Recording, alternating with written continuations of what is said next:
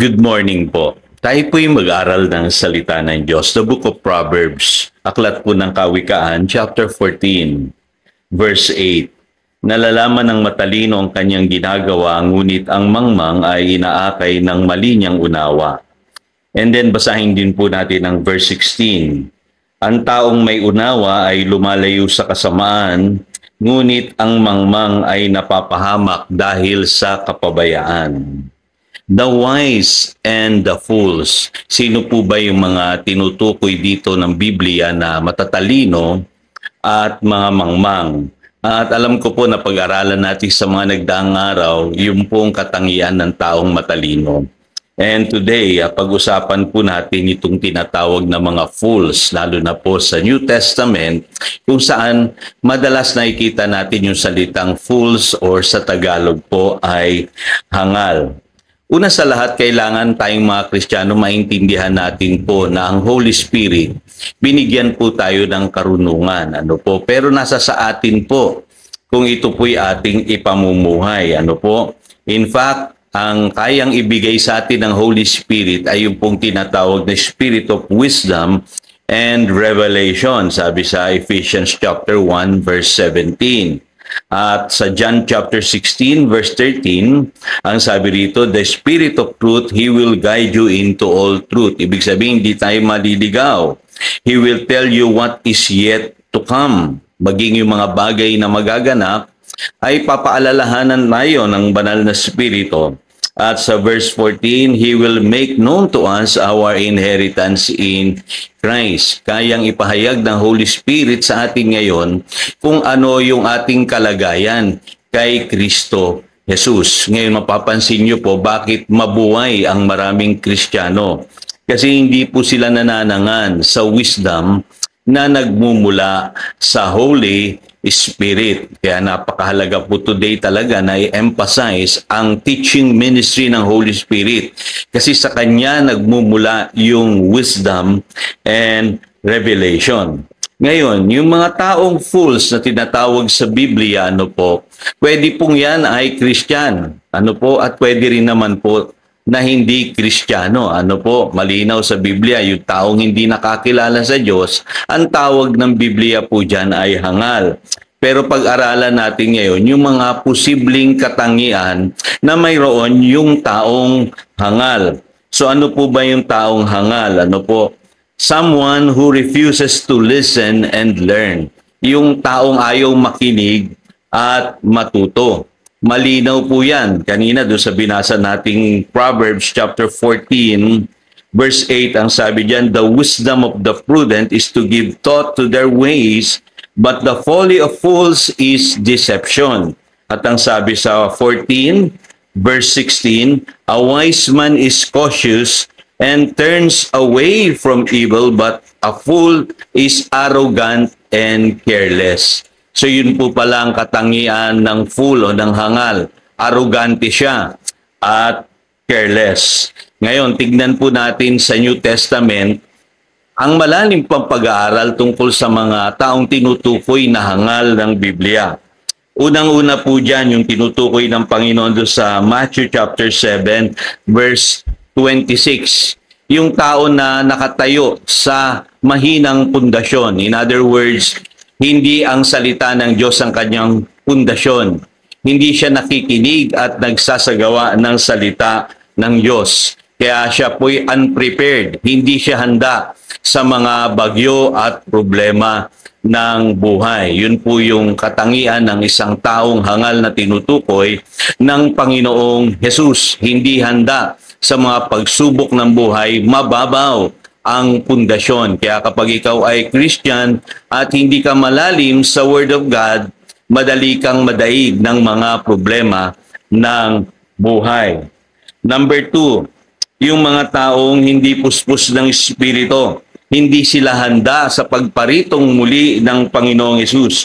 Dito po sa Matthew chapter 25, verses 1 to 12. Yung kwento po ng 10 virgins. Pansinin niyo yung ratio. Sabi diyan, 5 of them are wise and 5 of them are foolish. Yung pong sinasabi sa verse 2.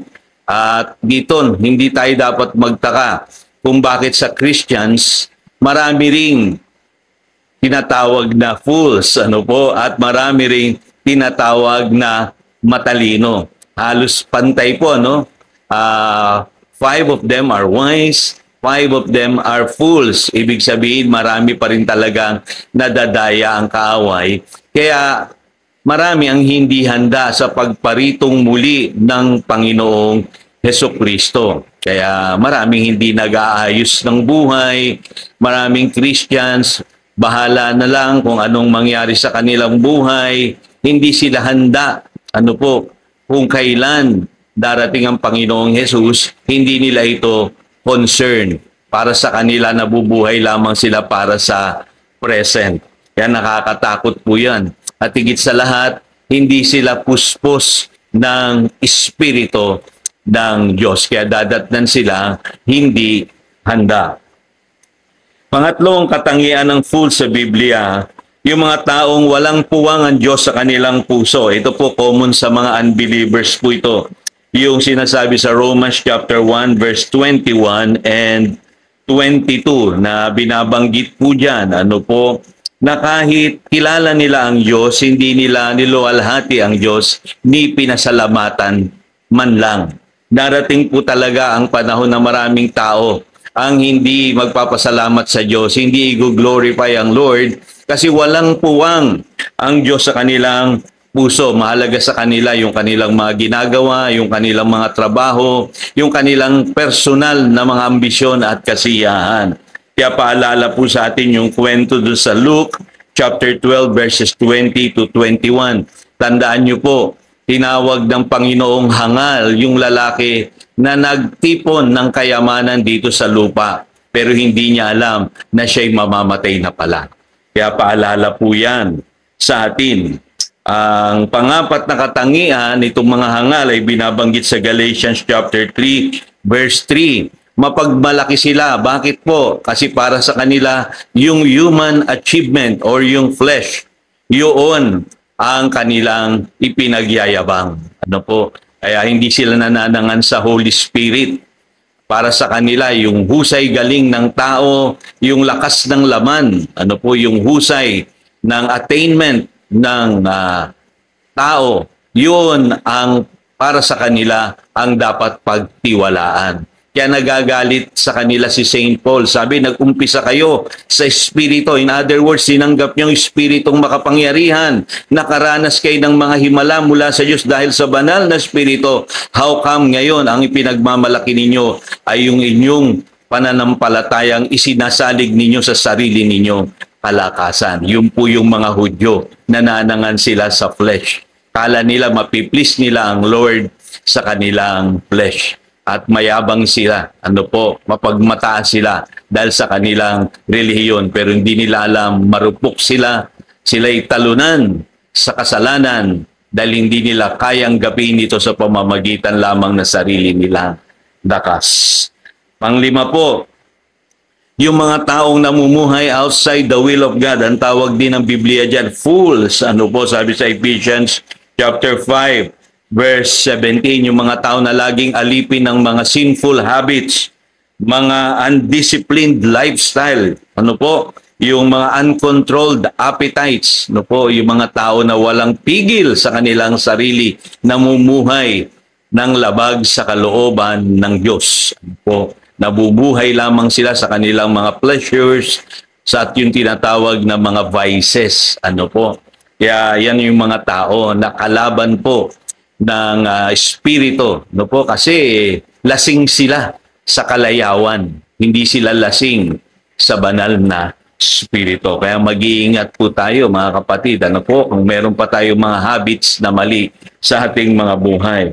At panghuli, yung pong tinutukoy sa James chapter 2 verse 20, yung mga taong nagsasabing meron silang pananampalataya pero walang gawa, walang pagbabagong nagaganap sa kanilang buhay.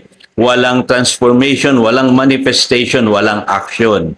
Kaya nakakalungkot po yun. Tinatawag silang Kristiyano, pero hindi sila kinakikitaan ng bunga.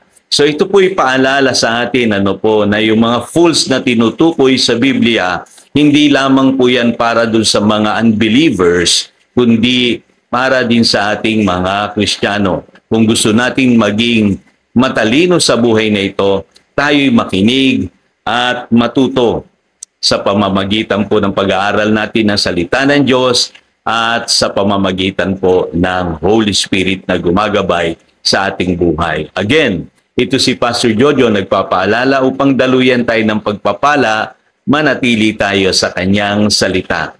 Good morning.